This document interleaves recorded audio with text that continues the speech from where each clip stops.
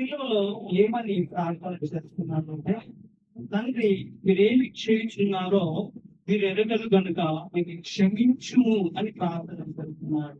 అయితే ఏమి చేస్తున్నారు వాళ్ళు అని చూసినట్లయితే, నేరస్తుల మధ్యలో ఆయనను సిలువ వేశారు.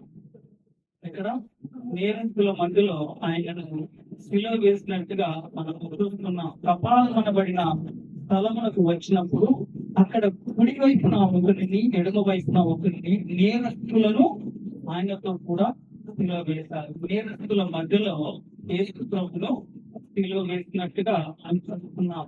అంటే యేసు ప్రభు నేరమేమి చేయలేదు. అసలు సిలువ ఎవరికి వేస్తారంటే నేరస్తులకు మాత్రమే వేసేది. ఇది శాపగ్రస్తమైనటువంటి మరణానికి కొట్టుగా సిలువ అనేది ఉంది. పాత నిబంధనలు చూసినట్లయితే శాపగ్రస్తమైనటువంటి వాడు రాను మీద వేలాడబడవలేకపోయినటువంటి మాటలు చూస్తాం. ఇక్కడ ఇద్దరు నేరస్తులు వాళ్ళు నేరం చేశారు, కానీ యేసు ప్రభు ఏ నేరం కూడా ఆయన చేయలేదు. యేసు ప్రభు నీతిమంతుడని పిలాతు చెప్తాడు, పిలాతు భార్య చెబుతుంది.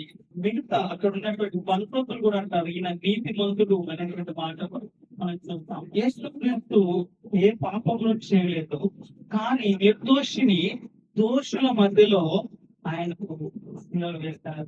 కాబట్టి యేసు ప్రభు అంటున్నాడు, మీరు ఏం చేయుచున్నారో మీరు ఎదుగరు అంటున్నాడు. ఏంటి చేసే మీకు అర్థమై ఉండాలి. ఏంటి నేరస్తుల మధ్యలో నేరం చేయని ఒక నిర్దోషిని, ఒక నేరస్తుని ఎలా పిలువ వేస్తారో, ఎలా శిక్షిస్తారో అలాగే వేస్తారు ఆయన. కాబట్టి క్షమించుము అని అంటున్నాడు. దేవుడు క్షమించినటువంటి వాడు, ఆయన క్షమించడానికి సిద్ధ మనసును కలిగినటువంటి వాడు అనేటువంటి మాటను గుర్తు చేస్తాను. ఆయన యొక్క క్షమాపణ దొరుకుతుంది అనేటువంటి విషయాన్ని కూడా నేను గుర్తు చేస్తాను. సో ఆయన ప్రార్థన చేస్తూ క్షమించమని అడుగుతున్నాడు. దేవుని అత్యంత శ్రేష్టమైనటువంటి లక్షణం ఏంటిదంటే క్షమించడము అనేది మనం మర్చిపోకూడదు. దేవుడు మనల్ని క్షమించడం కొరకు ఈ లోకానికి వచ్చి ఉన్నాడు. మనము చేసినటువంటి పాపముల కొరకు వారికి పిలువవేయబడి మరి మనకు క్షమాపణ ఇవ్వడానికి ఆయన పిలువబడుతున్నాడు అనేది అర్థం చేసుకోవాలి. దేవుడు న్యాయం తీరిస్తే లోకంలో ఏ ఒక్కరు కూడా మిగలదు. అందరికి కూడా శిక్షను పొందుకోవాలి. కానీ భూమి మీద సజీవులుగా ఉన్న ప్రతి ఒక్కరికి తన క్షమాపణ పొందుకునే అవకాశం ప్రతి రోజు మనకు అనుగ్రహిస్తూనే ఉన్నాడు దేవుడు. కాబట్టి ఆయన అంటున్నాడు తన యొక్క క్షమా హృదయాన్ని, తన యొక్క క్షమా లక్షణాన్ని శిలువ మీద ఆయన చూపిస్తున్నాడు. అన్ని మీరు ఏం చేస్తున్నారో మీరు ఎదగలకు అనుకున్నారు. నిజానికి వాళ్ళు చేసేటువంటి నేరము చాలా భయంకరమైనటువంటి నేరము అనేది మనం తెలుసుకోవాలి. చూడండి, యేసు క్రీస్తు ఆయన శిలువ మీద మన కొరకు ప్రాణం పెట్టాడు. ఆయన శిలువ చేస్తున్నప్పుడు మీరు ఏం చేస్తున్నారు, మీరు ఎదగమని.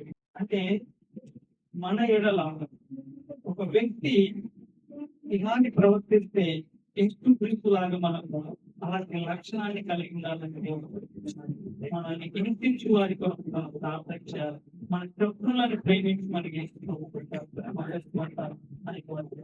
హింసించేటువంటి వారి కొరకు ప్రార్థన చేయాలి. యేసు ప్రభు అదే చేస్తున్నారు. ఆయన హింసిస్తారు, ఆయనను ఎన్నో ఇబ్బందులు పెట్టారు, వెనుక నుంచి అన్నారు, ఆయన గడ్డాన్ని పెరిగి వేశారు, ఆయన తలకు ముళ్ళ కిరీటాన్ని పెట్టారు, 39 కొరడ దెబ్బల్ని కొడుతుంటే ఆయన యొక్క శరీరం చీల్చబడింది. ఇదేం చీల్చున్నారు? మనం కూడా అదే లక్షణాన్ని కలిగితారు. ఒక క్రైస్తవుని యొక్క ప్రాథమికమైనటువంటి లక్షణం ఏంటో తెలుసా? క్షమించడం. మొట్టమొదట పలికినటువంటి మాట ఏంటో తెలుసా? ఆయన ఎందుకు వచ్చాడు అనేది తెలియపరచడం కొరకు మీరేం చేస్తున్నారు తెలియదు, క్షమించమని అన్నాడు. అక్కడి నుంచి మన ఆత్మీయ జీవితం ప్రారంభమవుతుంది. నువ్వు ఇతరులను క్షమించేటువంటి హృదయాన్ని కలిగి ఉండాలి. మన కుటుంబంలో కావచ్చు, మన ఇరుగు పొరుగు వారు, మన శత్రువులు కావచ్చు, నిందించినటువంటి వారు, నేను నింద వేసినటువంటి వారు, దూషించినటువంటి వారిని క్షమించి వారి మేలు చేయడానికి ప్రయత్నం చేయండి. దాన్ని చూసినప్పుడు ఇతడు నిజమైన క్రైస్తవుడని మత్తయి సువార్త 18వ అధ్యాయం 21వ వచనంలో ఇక్కడ చూసినట్లయితే పేతురు ఈ మాట అంటున్నాడు. ఆ సమయమున ప్రభువా, నా సహోదరుడు నా యొక్క తప్పిదము చేసిన ఎడల నేను ఎన్ని మార్లు అతన్ని క్షమింపవలేను 7 మార్ల మట్టుక అని అడిగాను. ఒక్క నిమిషం, ఇక్కడ పేతురు యేసు ప్రభుని ఒక మాట అడుగుతున్నాడు. నా సహోదరుడు నా యొక్క తప్పిదం చేస్తే నేను ఎన్నిసార్లు క్షమించాలి అని అడుగుతున్నాడు. క్షమించాలి అనేటువంటి విషయం పేతురుకు అర్థమైంది, కానీ ఎన్నిసార్లు క్షమించాలి అని యేసు ప్రభుని అడుగుతున్నాడు. యేసు ప్రభు దానికి ఆన్సర్ ఏం చేసుకుంటున్నాడు చూడండి. అందుకు యేసు అతనితో ఇట్లా నేను 7 మార్ల మట్టుకే కాదు 70 మార్ల మట్టుకని నీతో చెబుతున్నాను. 70 మార్ల మట్టుకని ఎన్నిసార్లు? 70 times, 77 times, 77 సార్లు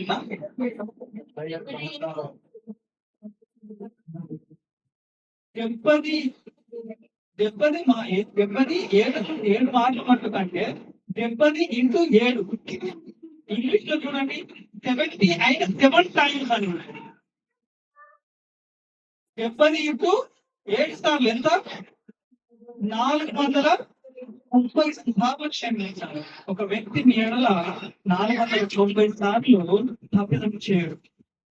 పరలోక రాజ్య ప్రార్థన నేర్పుకున్నప్పుడు ఆయన ఏమంటాడు? మా ఎడల అపరాధులను చేసిన వారిని మేము క్షమించిన ప్రకారము మా అపరాధులను మా రుణస్తులను మేము క్షమించిన ప్రకారం మా రుణస్తులను క్షమించండి. కిందికి చూసినట్లయితే ఆయన ఒక ఉపమానాన్ని చెప్తారు. ఒక యజమానుడికి ఒక వ్యక్తి 1000 తలంతుల 10,000 తలంతులు ఇవ్వవలసి ఉండగా ఒక్క తలంతు ఎంత అంటే 3,600 రూపాయలు.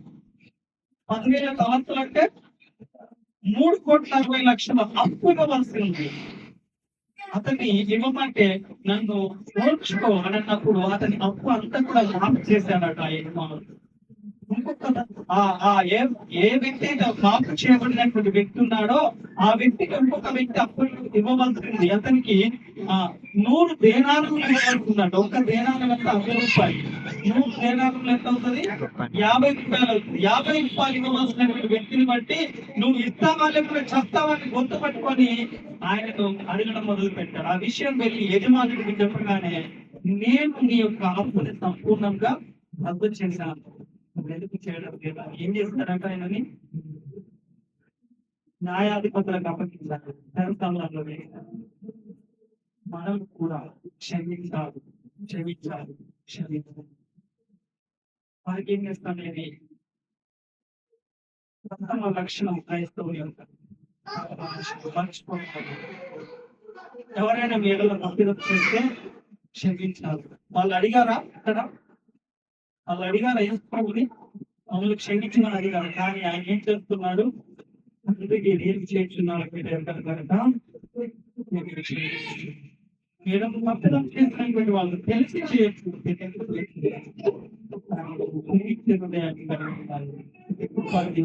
మనందరికి కూడా దయచేయాలని మనస్ఫూర్తిగా కోరుకుంటూ మాకు ప్రార్థన చేస్తున్నాను.